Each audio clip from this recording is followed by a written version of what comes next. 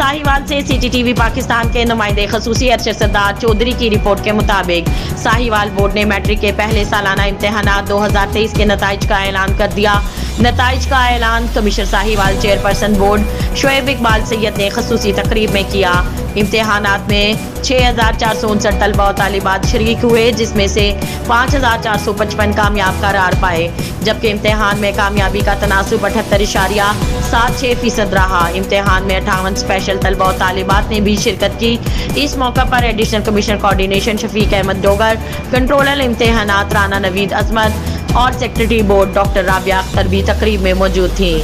Sahiwal board के नताइज 800292 पर roll number SMS करके मालूम किए जा सकते हैं। तलबा और तालिबात www.bisesahiwal.education.edu.pk से भी रिजल्ट देख सकते हैं।